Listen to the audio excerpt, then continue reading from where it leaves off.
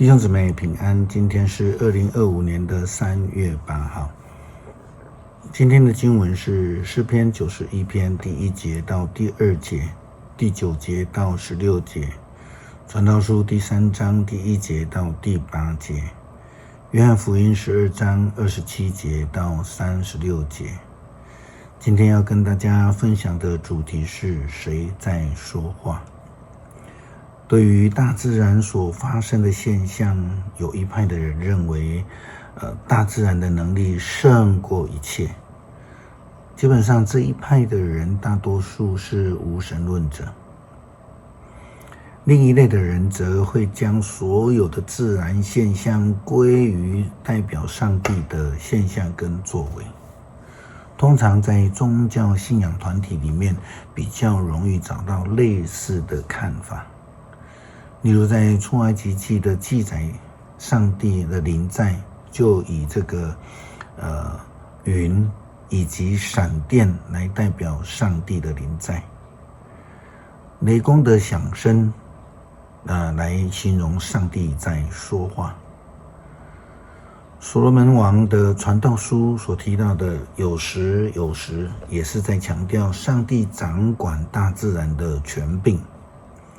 就如同传统上有一句俗语，台语的俗语这样说：如果人不照道理来活，天就不按照季节来过。那意思就是说，如果人不按照道理在生活里面来过准则，上帝就要用失常的大自然带来惩罚。传道书第3章第1节到第8节，所罗门王的话这样说道：天下万事都有定期，都有上帝特定的时间，生有时，死有时，栽种有时，拔除有时，杀害有时，医治有时，拆毁有时，建造有时，哭泣有时，欢笑有时，哀痛有时，舞蹈也有时，同房有时，分房有时，亲热有时，冷淡有时，寻找有时，遗失有时，保存有时，舍弃有时，撕裂有时，缝补有时，缄默有时，言谈有时，爱有时，恨有时，战争有时，和平有时。耶稣基督骑着驴进入耶路撒冷之后，他面对的死亡的时候呢，他表示自己的心里忧愁，他求父上帝救他脱离这个时刻。但是耶稣基督接着说：父啊，愿你荣耀你的名。耶稣基督是在说，顺你的意，使你的名得荣耀。后来就有声音在跟耶稣基督对话，在一旁的人们以为是打雷了，也有人说是天使跟他在对话。约翰福音12章27节到36节这样的记载：现在我心里忧愁，我该说什么好呢？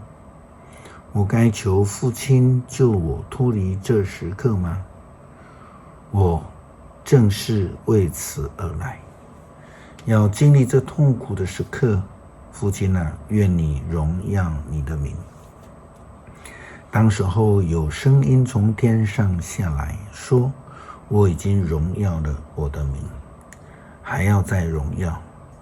站在那里的群众听见这声音，就说：打雷了。另有些人说，有天使在跟他讲话。但是耶稣对他们说：这声音不是为了我，而是为你们发的。现在这世界要受审判，现在世上的统治者要被推翻。我从地上被举起的时候，我要吸引万人来归我。他这话是指自己将怎样死说的。群众回答：我们的法律告诉我们，基督是永世长存的。你为什么说人子必须被举起？这人子是谁呢？耶稣说，光在你们中间为时不多了，你们应该趁着还有光的时候继续的行走，免得黑暗追上你们。因为在黑暗中行走的人不知道他往哪里去。趁着你们还有光的时候，要信从光，好使你们成为光明的人。说完了这些话，耶稣离开他们，隐藏起来。诗篇91篇第1节到第2节，第9节到16节。寻至高的上帝做避难所的人，会住在全能者庇荫之下，都可以向上主说，你是我的避难所，是我的堡垒，你是我的上帝，我信靠你。因为你以上主为避难所，以至高者为居所，灾害不会袭击你，祸患不会挨近你的家。上帝要差派天使看顾你，无论往哪里去都保护你。他们要用手托住你，使你的脚不至于在石头上碰伤。你要践踏狮子和蛇，你要踏碎凶猛的狮子和毒蛇。上帝说，我要拯救爱我的人，我要保护敬拜我的人。他们求告我，我要回答。他们在患难中，我要与他们同行。我要拯救他们，使他们得光荣。我要使他们享长寿，我要拯救他们。主帮助我们明白，你透过各种的方式对我们说话，让我们明白你的旨意。愿我们跟随你的脚踪。祷告奉主耶稣基督圣名求，阿们。